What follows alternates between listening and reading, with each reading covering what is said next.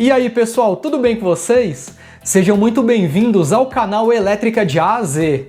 Meu nome é Renato e hoje vamos entender o que é aquele valor de corrente elétrica em quiloamperes ou milhares de amperes que aparecem gravado nos disjuntores. Então se você não sabe o que é isso e já gostou da ideia do vídeo, já vai deixando o like e assiste ele até o final. Se você ainda não é inscrito no canal, já se inscreve também para acompanhar o nosso conteúdo. Pessoal, normalmente quando especificamos um disjuntor para a proteção de um circuito, é comum definir a corrente nominal dele, a sua curva de disparo e também quantos polos esse disjuntor terá. Mas há uma informação muito importante também e que muitas pessoas não levam em consideração, principalmente para a proteção da instalação elétrica, que é a capacidade de interrupção à corrente de curto-circuito. Agora você pode se perguntar, mas a corrente de curto-circuito, ela não é definida pela curva do disjuntor? Sim, mas também existe um limite, pessoal. Um disjuntor de 10 amperes e curva C, por exemplo,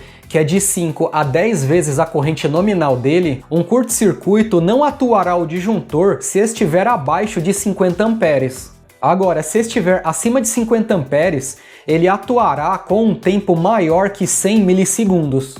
E até 100 amperes ele também atuará, só que com um tempo menor que 100 milissegundos. Já acima de 100 amperes, o disjuntor também irá atuar para a corrente de curto-circuito. Só que aí, pessoal, é que vem o detalhe. O quanto a mais de corrente de curto-circuito esse disjuntor suporta? Ou será que ele suporta qualquer valor de corrente de curto-circuito? A resposta, pessoal, é não. E ele possui um limite para a corrente de curto-circuito. E isso até por questões mecânicas internas do disjuntor. Esse valor máximo para a corrente de curto-circuito que o disjuntor suporta é justamente aquela informação em quiloamperes ou milhares de amperes que vem gravada no disjuntor. Essa corrente ela também é informada pela sigla ICN. Os disjuntores DIN normalmente eles possuem uma capacidade de interrupção a essa corrente de curto-circuito de 3, 4,5, 6 ou até 10 kA.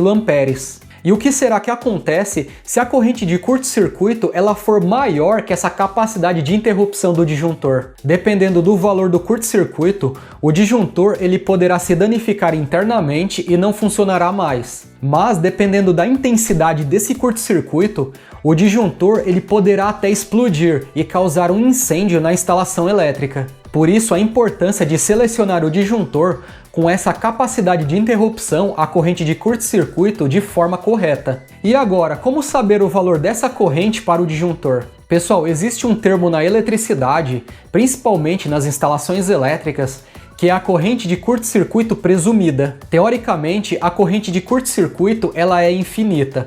Mas na prática, esse valor ele é limitado pela fonte fornecedora de energia elétrica, que para as instalações elétricas residenciais, normalmente será o transformador no poste da sua rua. E como o secundário do transformador ele é isolado do primário, ele será um limitador para essa corrente de curto-circuito. E para definir essa corrente de curto-circuito presumida, basicamente, pessoal, teremos três formas. A primeira é receber essa informação da própria concessionária de energia elétrica da sua região. A segunda é utilizando tabelas para definir o valor aproximado dessa corrente de curto-circuito presumida. E a terceira é calcular essa corrente presumida sabendo algumas informações do transformador. Para verificar o valor da corrente de curto-circuito presumida utilizando tabela, vamos pegar como referência uma tabela do Guia da Eletricidade Moderna, que é da própria NBR 5410. Para utilizar essa tabela, precisamos saber a potência do transformador da rede e também a tensão no secundário dele. Se pegarmos como exemplo um transformador de 75 kVA e secundário em 220/127 volts, a corrente de curto-circuito presumida será de 3,8 kA. Agora, para a terceira forma, que é o cálculo, devemos saber qual é a potência do transformador, a tensão de linha no secundário dele e também a impedância em porcentagem no secundário desse transformador. Vamos usar como referência o mesmo transformador de 75 kVA. A tensão de linha no secundário será em 220 volts e a impedância no secundário será em 4,5%. Primeiramente, devemos calcular a corrente nominal no secundário. Caso você já tenha esse valor, pessoal, não precisa fazer esse cálculo. Mas como não temos, o cálculo será a potência do trafo dividido pela raiz de 3 e multiplicado pela tensão de linha. Teremos uma corrente nominal de 197 amperes aproximadamente. Agora devemos dividir a corrente nominal pelo valor da impedância do transformador. Devemos dividir 197 por 0,045. Assim, teremos uma corrente de curto-circuito presumida de 4.377 amperes, ou 4,37 kA. Importante dizer também, pessoal, que esse valor da corrente de curto-circuito será na saída do transformador.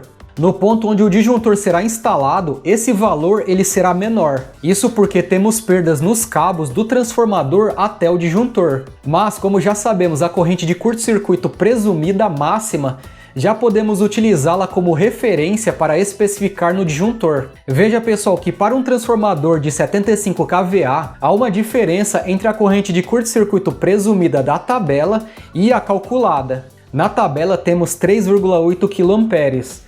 E na calculada temos 4,37 kA. Claro que o método utilizando os cálculos serão mais precisos. E nesse caso devemos utilizar um disjuntor que tenha a capacidade de interrupção à corrente de curto-circuito maior que 4,37 kA.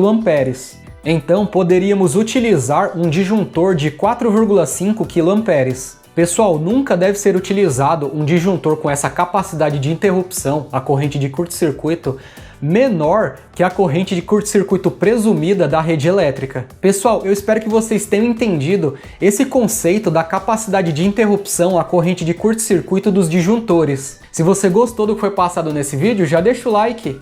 Mais uma vez, se inscreve no canal se ainda não é inscrito para acompanhar o nosso conteúdo.